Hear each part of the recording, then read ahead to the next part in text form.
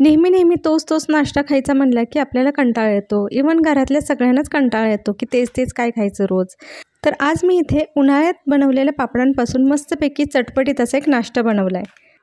तर पूर्ण रेसिपी नक्की बघा आणि तुम्हीसुद्धा असा नाश्ता बनवून बघा. तर आता हे आहे ज्वारीचे पापड. उन्हाळ्यामध्ये आपण बऱ्याच जणी असे ज्वारीचे पापड बनवतोच. तर त्यापासून आज आपण मस्त असा नाश्ता बनवूयात. तर आता हे आपल्याला पापड आधी असे तोडून घ्यायचे आहेत, म्हणजे ह्याचे बारीक असे तुकडे करून घ्यायचे आहेत.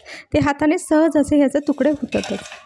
ही ज्वारीचे पापड तळूनसुद्धा जशी छान लागतात त्याच्यापेक्षा भाजून खाल्ल्यावरती सुद्धा खूप मस्त लागतात.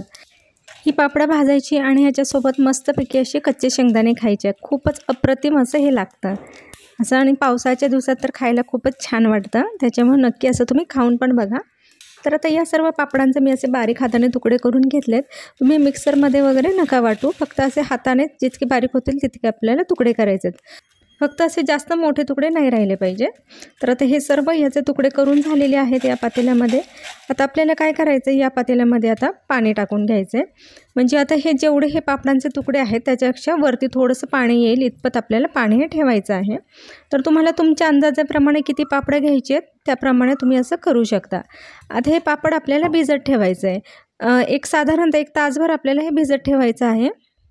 गरम वगैरे पाणी टाकू नका, जे साधं पाणी आहे तेच पाणी आपल्याला वापरायचं ह्याच्यामध्ये. आता हे व्यवस्थित सगळे पापडांचे तुकडे याच्यामध्ये बुडले गेलेले आहेत. या पद्धतीनेच आपल्याला हे भिजत ठेवायचं आहे. जेव्हा तुम्हाला कधी हा स्नॅक्स करायचा आहे त्याच्या 1 तास आधी आपल्याला ही प्रोसिजर करून ठेवायची आहे. आता 1 तासाने आपण बघू शकता पाणी आता बऱ्यापैकी ह्याच्यामध्ये पापडांमध्ये असं मुरलं आहे. पापड छान असे ओलसर झालेले आहेत. तुम्ही बघू शकता आता हाताने हे सहज अजून ह्याचे तुकडे बारीक होत आहेत. म्हणजे सर्व पापड व्यवस्थित भिजले आहेत आणि ह्याचा पांढरट असा कलर येतो भिजल्यावरती. तर आता आपल्याला काय करायचं, यामधील आता पाणी सर्व निथळून काढायचं आहे. तर आता इथे पाणी सर्व मी निथळून घेतलेलं आहे या पापडांमधील. तोपर्यंत आता गॅसवरती मी एक कढई तापायला ठेवलेली आहे आणि त्या कढईमध्ये आपल्याला 1-2 चमचे तेल टाकून घ्यायचं आहे. तेलसुद्धा छान गरम झाल्यानंतर त्याच्यामध्ये आता जिरे आणि मोहरी टाकून घ्यायची आहे. आणि त्यानंतर एक कांदा मी बारीक चिरून घेतला आहे, तोसुद्धा आपण याच्यामध्ये टाकायचा आहे आणि छान असं लालसर रंगावरती परतून घ्यायचा आहे. कांदा परतत आल्यानंतर तुमच्या आवडीप्रमाणे किती तिखट लागते त्याप्रमाणे हिरव्या मिरची ते टाकून घ्यायच्यात. मी 4 ते 5 हिरव्या मिरच्या टाकलेल्या आहेत बारीक चिरून. आणि त्यानंतर थोडासा कढीपत्ता टाकायचा आहे. आणि ही डाळवं आहेत, म्हणजे फुटाण्याची जी डाळ असते ती डाळ याच्यामध्ये टाकायची, खूपच मस्त लागते. आणि त्यानंतर थोडेसे कच्चे शेंगदाणे टाकून घ्यायचं आहे. हे सुद्धा सर्व तेलामध्ये छानपैकी परतून घ्यायचं आहे.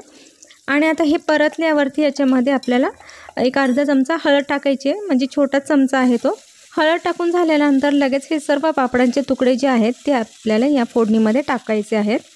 आणि आता हे व्यवस्थित असं मिक्स करून घ्यायचं आहे. हळद ही तेलामध्ये टाकली की ती लवकर असं सगळीकडे त्याला छान कलर येतो.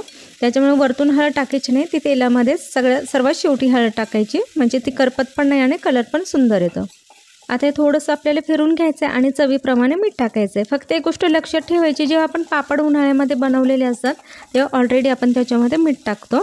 त्याच्यामुळे ते अंदाज घेऊनच आपल्याला इथे थोडंसं मीठ टाकून घ्यायचं आहे आणि पुन्हा एकदा व्यवस्थित हे असं परतून घ्यायचं आहे. ह्याला शिजायला सुद्धा आता जास्त काही वेळ लागत नाही, अगदी 5 मिनटामध्ये हे होऊन जातं. फक्त बुडाला करपेल त्यामुळे सतत हे आपल्याला हलवत राहायचं आहे आणि 1-2 मिनटासाठी आपल्याला झाकून ठेवायचं आहे. आता वाफेने, कारण हे व्यवस्थित असं शिजलं जातं. आता इथे बघू शकता छानपैकी आता हे शिजलं आहे. पापड एकदम असं मऊसूत असा झालेला आहे. तर आता याच्यावरतून आपल्याला हिरवीगार अशी कोथिंबीर बारीक चिरून टाकायची आहे. पुन्हा एकदा थोडंसं हलवून घ्यायचं आहे. आता गॅस बंद करून आपल्याला फक्त 2 मिनटं ह्याला झाकून ठेवायचं आहे आणि त्यानंतर हा नाश्ता आपल्याला प्लेटमध्ये सर्व करायचा आहे. तर अशा प्रकारे आपला हा पापडांचा चिवडा तयार झालेला आहे. एकदम चविष्ट चवदार असा लागतो, अगदी तोंडाला चव आणणारा असा हा नाश्ता आहे. तुम्हीसुद्धा एकदा नक्की बनवून बघा. बनवायला अतिशय सोपं आहे. तर व्हिडिओ तुम्हाला आवडला असेल तर व्हिडिओला लाईक नक्की करा आणि माझ्या चॅनलला सबस्क्राईब करायला अजिबात विसरू नका.